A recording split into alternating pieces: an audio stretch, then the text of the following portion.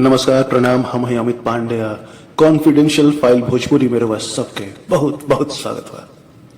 देखिए, आज के जो हमार कहानी बा वो राउर दिमाग झन्ना दी जी, वो राउर दिमाग झन्ना दी। कहानी बा पश्चिम बंगाल के, और वह लोग ने हर आदमी के बारे में कुछ ना कुछ तो जानत होगा, लेकिन हम जो बतावे जाता वो सच्चो राउर दिमाग जो बा उसे भन्ना जाएगा।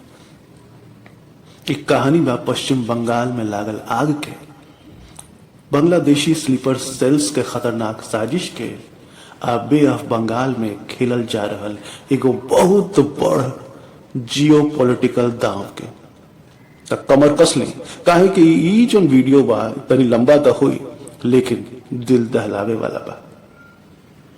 अगर रुबा पहला बार आइल बानी तो चैनल के सब्सक्राइब कर ले, बेल आइकन दबावल मत भूलाएं। रोज पश्चिम बंगाल में जो हाल में हिंसा भइल बा, खबर सुन लो तो और खून खौल गई हुई। वकफ से जुड़ल मुद्दन पर भड़कल आग पूरा देश के हिला दालस। बाकी रुकी, ये कोनो मामूली दंगा ना रहे। कॉन्फिडेंशियल फाइल भोजपुरी के पड़ताल में ये चीज के खुलासा भइल बा जौन और होश उड़ा दे। भारत के इंटेलिजेंस एजेंसीज आईबी के सूत्र चीख चीख के बतावता कि हिंसा के पीछे बांग्लादेशी मॉड्यूल के हाथ रहे। जी, आएगो सुनियोजित साजिश रहे जो भारत के पीठ में खंजर घोपे के इरादा से कइल गई रहे। तो सोचो तो कि बांग्लादेशी मॉड्यूल का तो बांग्लादेशी मॉड्यूल जन बा भारत में रह रहल बांग्लादेश के स्लीपर सेल बा, यानी भारत में आस्तीन के सांप जो भारत के सीमा के भीतर खामोशी से अपन जाल बिछा रहल बा। इनके निशाना बा भारत के आंतरिक सुरक्षा के कमर तोड़े के। खासकर पश्चिम बंगाल, असम और त्रिपुरा जैसन सीमाई जो राज्य बा ये लोग के टारगेट बा। मुर्शिदाबाद और मालदा जैसन जिला ये लोग खतरा एगो टेस्टिंग ग्राउंड बन गई बा। यहाँ अवैध बांग्लादेशी घुसपैठिया स्लीपर सेल कथित तौर पर हिंदुओं के निशाना बना रहल बाण सन। बाकी के अगर वो आंख मूंद के हिंदू मुस्लिम झगड़ा समझता नहीं तो वह बहुत बड़ गलती करता नहीं। ना हिंदू मुस्लिम झगड़ा हो, ना ये बीजेपी टीएमसी के बीच के कोनो सियासत हो, ना 2026 के चुनाव के कोनो तैयारी हो। इस सीधे सीधे मुद्दा जो बा वो भारत के राष्ट्रीय सुरक्षा से जुड़ल बा। एक बात सोची, जो बीट कांस्टेबल होला अपन गली मोहल्ला के हर सांस के खबर होला होके लगे, तो फिर पश्चिम बंगाल पुलिस और स्टेट गवर्नमेंट ई आग के काहे ना बुझा पाई। का इनके नजर कमजोर हो गई है या फिर कोनो गहरा साजिश इनके आंख पर पर्दा डाल देले रहे। सूत्र चिल्ला चिल्ला के कर रहल बा कि पुलिस ए हरकत के नजरअंदाज कैले बिया। आज सरकार से पूरा मामला बेकाबू रहल बा। सोशल मीडिया पर लोग खुल के बोल रहल बा, ऑल आइज ऑन मुर्शिदाबाद, ऑल आइज ऑन बंगाल। केहू केहू के हिंदू मुस्लिम तनाव बतावता तो केहू बीजेपी टीएमसी के सियासत। बाकी भाई लोग ये इतना सिंपल नहीं है। ये भारत के बॉर्डर सिक्योरिटी, इंटरनल सिक्योरिटी और एक्सटर्नल सिक्योरिटी के तो मसला बा, लेकिन एक तार जो जुड़ल बा वो बांग्लादेश से जुड़ल बा और किस भी आगे जो दुनिया के वैश्विक शक्ति बाने सुन उसे जुड़ल बा। लेकिन सवाल ये उठा था कि भारत ई खतरा के सामने चुप काहे बा? काहे हमेशा से अपन देश रिएक्टिव रहेला, प्रोएक्टिव काहे ना होगा? हमारे पास दुनिया के सबसे मजबूत इंटेलिजेंस एजेंसी बा। अपना लगे इतना मजबूत इंटेलिजेंस एजेंसी होखे के बावजूद बार बार हमने की वह गलती दोहरा बता नहीं जा। भारत बंगाल सीमा 4000 किलोमीटर लंबा बा। एक बीच नदी, जंगल, बस्ती, गांव सब कुछ बा। इहे हमने के सिक्योरिटी के एक तरह से छलनी बनावता। सालन से अवैध घुसपैठ के सिलसिला तो चल रहा था। अनुमान बा कि भारत में 2 करोड़ से बेसी अवैध बांग्लादेशी लोग रहेला। 2 करोड़ तो बस ऑफिशियल फिगर है, असल में यह आंकड़ा बहुत बड़ हो सकेला। तो अवैध घुसपैठ के साथ साथ एक गौरी बड़ा खतरा पैरेलली चलता, वो है ब्लैक इकोनॉमी के। आई ब्लैक इकोनॉमी अपन देश के बहुत ज्यादा आघात कर रहा है। नकली आधार कार्ड, फर्जी यूपीआई अकाउंट और सिम कार्ड रैकेट के धंधा बहुत जोर शोर से चला था इस सारा बॉर्डर इलाका में। हाल में पुणे में एगो बांग्लादेशी घुसपैठिया पकड़ाइल जो 20 साल से टी शर्ट के बिजनेस करत रहा। ओके लगे से 7 गो आईडी कार्ड, 4 गो पासपोर्ट बरामद भइल बा। तो भाई लोग ई कोनो इक्का दुक्का ई मामला ना, ई एगो संगठित नेटवर्क बा जो भारत के अर्थव्यवस्था और सुरक्षा के खोखला कर रहा बा। अपना यहाँ के जो सीनियर आईएएस अधिकारी वालों, आईपीएस अधिकारी वालों, इंटेलिजेंस ऑफिसर्स वालों का लोग सब नहीं पता, फिर भी कार्रवाई काहे नहीं हो। काहे के पीछे कोनो पॉलिटिकल प्रेशर बा। अब पॉलिटिकल प्रेशर इतना बेसी बा कि सारा अधिकारी लोग और सारा सिस्टम इतना कमजोर हो गया बा कि वो सच्चाई के नजरअंदाज कर देता। देखिए यहाँ एक चीज समझे के पड़ी, सेकुलरिज्म के मतलब का होला कि हर व्यक्ति बराबर बा, सबके हमनी के बराबर देखे बा। लेकिन कुछ लोग एक माइनॉरिटी अपीजमेंट समझ लेते बा। आई है अपीजमेंट, ई है माइनॉरिटी अपीजमेंट के फायदा बांग्लादेशी स्लीपर सेल उठा रहा बा।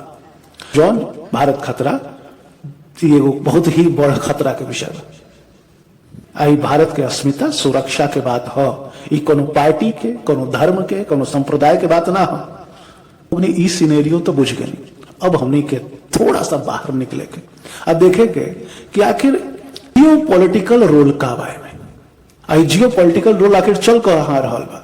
तो ये जियो पॉलिटिकल खेल जौन भाई जौन खेला बा ये चल रहा बा बे ऑफ बंगाल में। ये सिर्फ पश्चिम बंगाल, भारत या बांग्लादेश की कहानी नहीं है। एक तार बांग्लादेश में, म्यांमार में, चाइना में, रूस में अमेरिका तक जुड़ा बा। ये जो बांग्लादेश के अंतरिम नेता बने मोहम्मद यूनुस, इन पे गंभीर आरोप लगल बा। सूत्र के मुताबिक ई अमेरिका के इशारा पर म्यांमार के रखाइन स्टेट में एगो बड़ मिलिट्री ऑपरेशन प्लान कर रहा बा। अब इन हमने के क्या सोचत रहनी हजा कि यूनिस के मेन टारगेट भारत बा, उनके जो सपना बा ग्रेटर बांग्लादेश बनावे के ऊ बा। लेकिन ना, खेला कहीं और बा, कहीं और से कहीं और कुछ और टारगेट कल जा रहा बा। खेला होता म्यांमार। तो म्यांमार के रखाइन स्टेट में बांग्लादेश मिलिट्री ऑपरेशन प्लान कर रहा बा। एक मकसद बा कि चाइना और रूस समर्थित जो म्यांमार में हुंता सरकार बा ओके कमजोर करे के। एके पीछे तब के रही, एके पीछे अमेरिका रही। बांग्लादेश आर्मी के साथ के दी बांग्लादेश सेना के 3 डिवीजन बा, 10वां, 17वां और 24वां, ये सब में रही। अराकान आर्मी जो की बौद्ध समुदाय के मिलिटेंट ग्रुप बा उए में रही। अरसा जो रोहिंग्या के मिलिटेंट विंग बा उए में रही। चीन नेशनल फ्रंट जो मिजोरम के पड़ोस में जो क्रिश्चियन समुदाय रहेला ओके अपने को गुटबा उ रही। तरफ बांग्लादेश के कॉक्स बाजार आ टेक्नॉफ में बड़ पैमाना पर लॉजिस्टिकल हब आ ड्रोन बेस बनावल जा रहा बा। यहाँ से हथियार, ड्रोन, आर्म्स के सप्लाई वो म्यांमार भेजल जाए। बाकी भाई लोग ये ऑपरेशन इतना आसान नहीं है। कहीं कि एक खेल में रूस आज चाइना भी तो कूदी कूद गई बा। रूस तो एकदम सीधे सीधे एक खेल में कूद गई बा। हाल में सुन लो कि रूस के पैसिफिक फ्लीट चटगांव में डॉक कैल। एक फ्रेंडली विजिट कहल गई, बाकी एक मैसेज एकदम साफ रहा। पुतिन बांग्लादेश के चेतावनी दहला कि अमेरिका के साथ बेसी गलबहिया मत करो। 1971 में हम भारत तारा के बनौले रहनी जा, अगर हमनी के बना सके नहीं जा तो जरूरत पड़ी तो तारा के मिटाइयो सके नहीं जा। चाइना के भी ये क्षेत्र में बड़ दांव लागल बा। म्यांमार में ओके बेल्ट एंड रोड इनिशिएटिव तो चल रहा बा, जेमे क्यूक्यू पोर्ट आ स्टेबे पोर्ट जैसन प्रोजेक्ट शामिल बा। अगर रखाइन स्टेट में जंग छिड़ तो चाइना के प्रोजेक्ट के ऊपर खतरा मंडराए लगी। अब पे तो चुप ना बैठी है। तरफ अमेरिका इस क्षेत्र में चाइना रूस के प्रभाव कम करे के चाह रखा था। मोहम्मद यूनुस के एक मोहरा जिसका इस्तेमाल कई जा रहा बा। ढाका में अमेरिकी डिप्लोमेट्स अराकन आर्मी के नेता लोग के गुप्त मीटिंग हुई। बाकी भाई अगर ये जंग भई तो सबसे बेसी नुकसान बांग्लादेश के आम लोग के हुई। यू बात यूनुस बुझत नहीं खन। भारत भी एक खेल में चुप नहीं खे। अगर सूत्रन के मानल जाओ तो अपन जो स्पेशल फोर्स बा, कुछ दिन पहले जो म्यांमार में भूकंप आयल रहे तो ऑपरेशन ब्रह्मा के तहत हमनी के म्यांमार में पहले ही से स्पेशल फोर्स के सक्रिय कर दिले बनी जाए। अब एक खेल में भारत भी चुप नहीं खे। अगर सूत्र के मानल जाओ तो म्यांमार में जो भूकंप आयल रहे हमनी के ऑपरेशन ब्रह्मा चलौनी जाए जिसमें रिलीफ एड भेजल गई, तो वही में स्पेशल फोर्स भी वहां गई बा और जो बहुत सक्रिय बा। यानी यूनुस कहने कि बे ऑफ बंगाल के असली गार्डियन तो बांग्लादेश हो, लेकिन अगर सही मायने में देखल जाओ तो बे ऑफ बंगाल के असली गार्डियन इंडियन नेवी हो, जौन वहां के हर कदम पर नजर रख रहा बा। अब इनमें भारत की रणनीति का होके चाहिए। कॉरिडोर की सुरक्षा हमनी के एगो प्राथमिकता बा। ये भारत के सबसे संवेदनशील क्षेत्र है जो नॉर्थ ईस्ट के बाकी के देश से जोड़ेला। एक सुरक्षित राखल भारत के पहला प्राथमिकता रही। म्यांमार में बैलेंस बनावल। भारत एक तरफ म्यांमार में हुंता सरकार के साथ बा तो दूसरा तरफ चीन समुदाय के एकजुट करके चाइना के प्रभाव के भी वहां काउंटर कर रहा बा। प्राथमिकता बा। रूस अमेरिका दोनों के साथ दोस्ती, भारत दोनों के साथ ज्वाइंट ड्रिल और डिप्लोमेटिक रिश्ता बनौले बा ताकि केहू हमने के कमजोर मत पूछे। म्यांमार के सिटवे पोर्ट में भारत के निवेश बा, जॉन हमने के बे ऑफ बंगाल में एगो स्ट्रेटेजिक एडवांटेज दे रहा बा। इस चीज में समझे के कि आखिर भारत के टाइम में गेम हो सकेला। भारत एक खेला के तरह हैंडल करा था। अभी तो हमने के प्राथमिकता दिखनी जाए, लेकिन भारत एक के तरह हैंडल कर रहा बा। भारत बड़ी स्मार्ट और साइलेंट गेम खेल रहा बा। मतलब कि भारत ना अमेरिका के साथ पूरा बा, ना चाइना रूस के। भारत अपन हित के प्रोजेक्ट कर रहा बा। म्यांमार में रेयर अर्थ मिनरल ले रहा बा और साथ ही नॉर्थ ईस्ट के सुरक्षा सुनिश्चित कर रहा बा। बाकी इस सब के लेके देश में जो आंतरिक जो झगड़ा बा एक के बाहर निकले के पड़ी। भारत खतरा से निपटी के तरह तो लोग जो सुझाव दे रहा बा वो पे तनी बात कर लिया।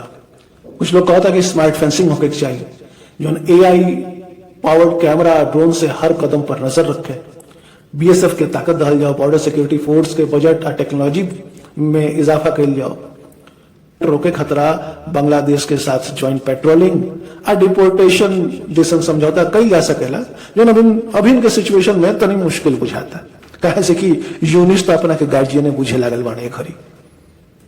और जो समस्या जो भारत के साथ है रहल बा वो बाई पैरेलल ब्लैक इकोनॉमी। तो ईडी सीबीआई एनआईए ऐसा एजेंसी के फ्री हैंड देवे के चाहता ताकि नकली आधार कार्ड, सिम और यूपीआई के रैकेट के भांडाफोड़ कल जा सके। ओके इस पे काम कैला के जरूरत बा। आधार, बैंक अकाउंट और बायोमेट्रिक डेटा के जोड़ के हर संदिग्ध के पहचान करे के चाहता है। कहे कि जो आस्तीन के जो सांप बैठल बड़ा सुन ये सबसे खतरनाक बड़ा सुन। हिंदू मुस्लिम बीजेपी टीएमसी चुनाव तनी हमने के झगड़न से ऊपर उठे के पड़ी। कहे से कि मुद्दा हिंदू मुस्लिम टीएमसी बीजेपी चुनाव ये मुद्दा बाहर से गाइड होता, बाहर के खिलाड़ी लोग खेल करता। हमने के कठपुतली बनी जा, ऐसे बेहतर बा कि हमने के झगड़ा से बाहर निकली जा, ना कि कोनो धर्म आ पार्टी के झवाइल बा एगो एक्सपर्ट के कि सम के सही मतलब आओ के सही ट्रीटमेंट होके चाहिए। हमने के हर व्यक्ति के बराबर देखे के चाहिए, ना कि केहू के आ कुछ लोग के साथ अपीजमेंट करे के चाहिए। बैलेंस दोनों से दोस्ती राखी, बाकी अपन हित पहले। नेवी आ स्पेशल फोर्स बे ऑफ बंगाल में अपन ताकत और बढ़ावे के चाहिए। हमने के म्यांमार में स्मार्ट मूव करके पड़ी, चीन समुदाय के सपोर्ट करे के पड़ी, सपोर्ट कर तो बनी जा हमने के, बाकी हुंता के साथ भी अच्छा रिश्ता राखे के पड़ी। वीडियो के लोग ने सोशल मीडिया पे ज्यादा से ज्यादा फैलाई ताकि लोगों के दिमाग से ये चीज निकले कि जन हो रहल बा बंगाल में, जन भैला आसाम में, वक्फ बोर्ड बस वो एगो चिंगारी रहा, एगो ट्रिगर रहा लेकिन खेल यहाँ हिंदू मुसलमान या कोनो पार्टी जाति धर्म के है ही नहीं। खेल भाई यहाँ देश में खतरा देश के ऊपर बा। म्यांमार में जंग छिड़ल तो एकर असर पूरा क्षेत्र पे हुई। बांग्लादेश आपन ये जंग में तो बर्बाद हो जाए। चाइना और रूस भी अब तो चुप बैठी ना। अब भारत खतरा कोनो कठिन फैसला लेवे के पड़ी। बाकी कि भारत जो 4 ट्रिलियन इकोनॉमी बा और 10 ट्रिलियन इकोनॉमी पे जाए के चाहत रखता, ओके इस सपना टूट सकेला।